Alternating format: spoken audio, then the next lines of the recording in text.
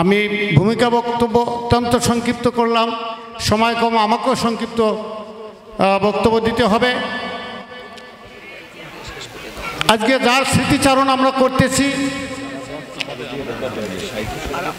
তার সম্পর্কে স্মৃতিচারণ করার মানসিক যোগ্যতা আমাদের অনেকেরই নাই। তার কারণ তার স্মৃতিচারণ এত প্রশস্ত, তার পরিধি এত ব্যাপক, আমার জানা মতে যা অলঙ্কার দিয়ে বোঝানো যায় না। তথাপিও অনেকে যে কথাগুলো বলে গেছেন তা অত্যন্ত অর্থবহ। তিনি পেশায় এবং নেশায় ছিলেন একজন রাজনীতিবিদ, সেই সঙ্গে তিনি ছিলেন আমার ঠাকুর হরিচাঁদ গুরুচাঁদ ঠাকুরের সীমাহীন শ্রদ্ধার ভক্তিযোগের একজন মতুয়া। তার জীবন আদর্শে তিনি মতুয়া ধর্মকে এবং ঠাকুরকে সঠিকভাবে প্রতিষ্ঠা করার জন্যে যে ভাবাবেগ আমাদের মতভক্তদের মধ্যে প্রচার করেছেন তার তুলনা কোনো কিছু দিয়েও হয় না। আগামী দিনে কেউ আমরা ঠাকুরের দ্বাদশ যজ্ঞ প্রতিষ্ঠার জন্যে সেভাবে মতুয়াদের মধ্যে সেই আবেগ, সেই ভক্তিযোগ সঞ্চালিত করতে পারবো, এটা আমার কাছে তার চেয়ে বেশি ভালো পারবে, এটা আমার কাছে মনে হয় না। আমি সংক্ষেপ করতে চাই, তার সম্পর্কে স্মৃতিচারণ করে শেষ করা যায় না। এত স্মৃতি যার পরিধি অনেক ব্যাপক। তবে এই পরিবারে রানা ঠাকুর তার বাবার উপলক্ষে স্বাগতিক বক্তব্য, আমরা বলি স্বাগতিক ভাষণ, এই কথাটাই হলো ভুল। স্বাগতিক প্রার্থনায় যে অর্থবহভাবে আপনাদের মাঝে তার আলোচনা তুলে ধরেছেন, এতদিন আমার যে একটা ধারণা ছিল তা অন্যভাবে আজকে বাস্তবায়িত হলো যে না, তার পিতার অনেকখানি সে আয়ত্ত করতে পেরেছে। তার পিতার সম্পর্কে, কার্তিকবাবু সম্পর্কে এবং আমাদের সকলের কাছে শ্রদ্ধা উপস্থাপনের জন্যে সে যে অর্থবহ আলোচনা রেখেছে, আমি এ কারণে মহা সন্তুষ্ট।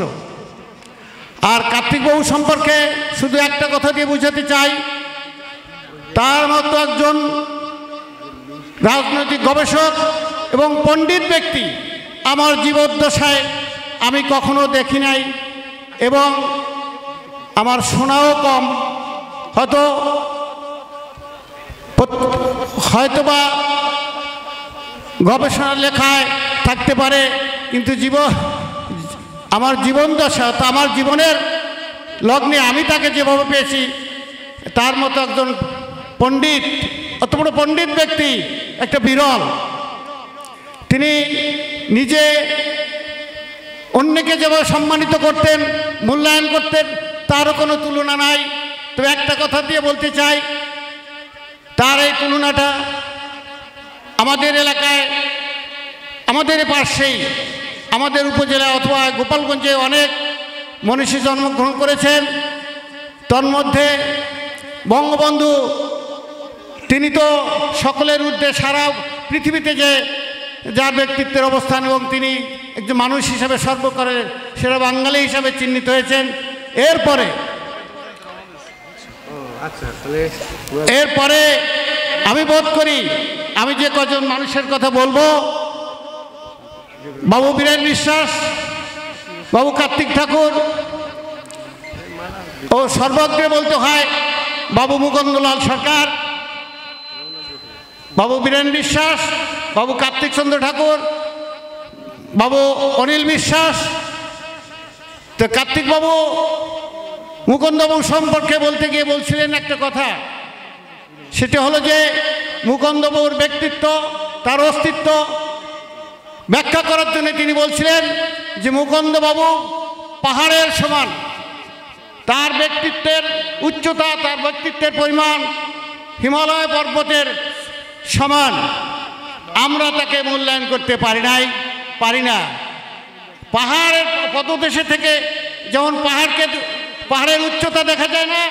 বাবু মুকুন্দলাল সরকার মহাশয়ের আমরা কাছের মানুষে তার ব্যক্তিত্বের উচ্চতা আমরা পরিমাপ করতে পারি না, আমি পারি না। তেমনিভাবে এই সংজ্ঞাটা এটি কার্তিকবাবুরই মুকুন্দবাবু সম্পর্কে দেওয়া। আমি বলতে চাই কার্তিকবাবুর ব্যক্তিত্বের অস্তিত্ব এবং তার সমাজ সেবার মনোভাব, সম্প্রদায়ের মানুষের সেবা উন্নয়নের, ভাগ্য উন্নয়নের মনোভাব এতই পর্বত সিংহের মতো উঁচু যে তার কাছে থেকে আমরা তাকে দেখতে পাই না। যারা দূরে আছেন তারা তাকে সঠিকভাবে মূল্যায়ন করেন, কিন্তু আমরা যার পাদদেশে ছিলাম আমরা তাকে সেভাবে চিনতে পারি নাই এবং তাকে সেভাবে মূল্যায়ন করতে পারি নাই।